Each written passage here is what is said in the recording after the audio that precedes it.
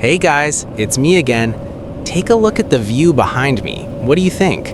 Fog everywhere, a sheer cliff right in front, and a deep abyss right beneath my feet.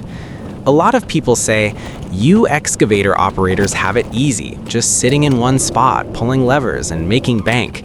But you've got to be in the trade, sitting in a cabin that's like an oven in the midday sun, or shivering when the mountain frost hits to truly understand this job. We eat on the ground, but work in the clouds. It's a grueling life, but man, what a rush. Today, I'm not just here to show off some digging moves.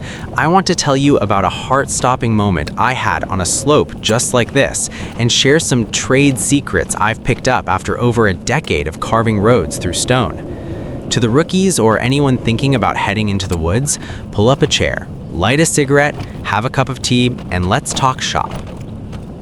3 years ago, I took a job opening a road for an ore mine up north. The slope was about 35 to 40 degrees, all red basaltic soil mixed with loose boulders. The contractor told me, try to clear this line in 3 days and I'll double your bonus. I was fired up back then, partly because I was confident in my skills and partly because I wanted that bonus. I pushed the machine hard. You guys know how it is. Driving on a slope in drizzling rain is like driving on grease. Just as I was pushing the bucket to gain momentum around a hairpin turn, crack! A section of the outer slope gave way.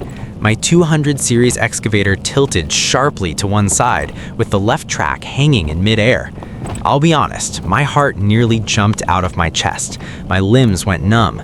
In just a split second, if I had panicked and hit the gas or swung the cab carelessly, both the machine and I would have been meeting our ancestors. In that life or death moment, I remembered what my old mentor taught me. When things get dangerous, your head needs to be colder than the cabin's AC. I slowly lowered the bucket onto the sturdiest point I could find, using it as a third leg to regain balance, then nudged the machine back inch by inch. When I finally got out, I climbed down and tried to light a smoke, but my hands were shaking so hard I couldn't even strike the lighter. The first lesson I want to share. In this job, never let your impatience score a goal before safety. Now, back to the technical side. Opening roads on steep hills isn't like doing road work in the flatlands. First, read the spirit of the mountain. Before you put your tracks down, observe. Identify where the loose boulders are and where the soil is unstable. When opening an uphill road, always create steps. Never get greedy and climb a slope that's too steep without an escape route. Dig a section, create a stable platform for the machine to stand on, and only then move forward. Second, the bucket is a blind man's cane. On steep roads, the bucket isn't just for digging. It's your brake, it's your stabilizer. When climbing, keep the bucket low to the ground. If anything goes wrong, drop it immediately. Same goes for downhill. Don't just rely on the track brakes. Use the bucket to graze the ground and control your speed. Third, managing the tulu. Working in the forest, we often deal with landslides. My secret is always to taper the inner slope, cut slope, skillfully. Never undercut. Undercutting is like digging your own grave.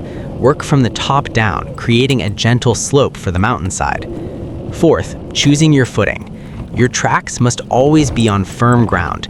If you hit soft soil, use timber or large rocks to shore it up immediately. Never be complacent and think it'll be fine. That fine can cost a human life. You see, guys, watching those meters of road take shape, seeing the trucks finally being able to roll into the remote villages or the mines thanks to the work of your own hands, that feeling of pride is immense. In our line of work, you go home with an aching body, your ears ringing with the engine's roar, and your clothes smelling like grease and oil.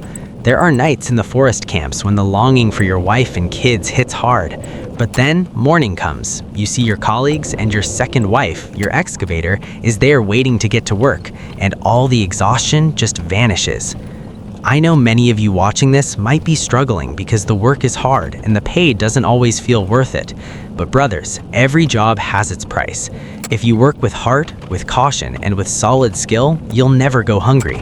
Keep a steady hand on the controls, keep a cool head, and there's no road you can't clear, no slope you can't conquer. That's enough talk for today. I'm running low on fuel and I need to finish this turn before dark. I hope these small tips help the newcomers out there. If you have any cool experiences or bloody lessons of your own, leave a comment below. Let's learn and grow together.